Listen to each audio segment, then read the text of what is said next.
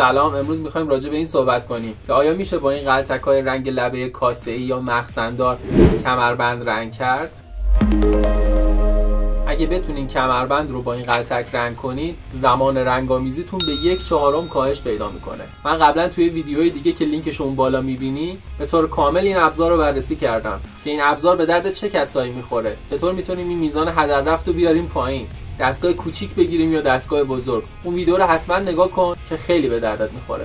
ابزاری که قراره بهمون کمک کنه که کمربند صاف وایسه، یک قطعه نبشی آهن گالوانیزه است. این قطعات رو از مغازه‌هایی که در و پنجره آلومینیوم درست میکنن و یا مغازه‌هایی که کانال کولر درست میکنن با آهن گالوانیزه تهیه کنید. هزینه زیادی هم نداره ولی خیلی کارآمده.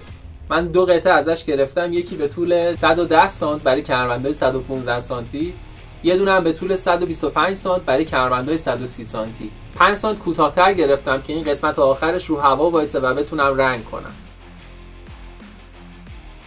شاید برات سوال بشه چجوری کمربند رو این فیکس میکنم.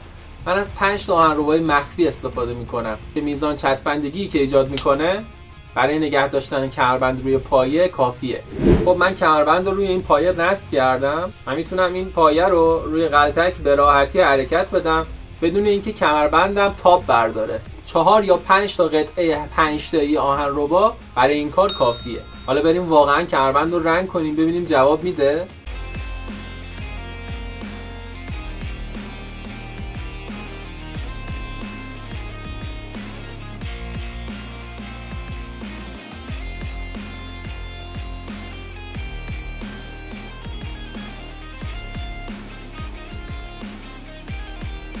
اگه دوست داری از این تکنیک‌های خفن بیشتر تولید کنم، حتما کانال رو سابسکرایب کن، ویدیوها رو هم لایک کن تا به کمک تو بتونم بیشتر دیده شم.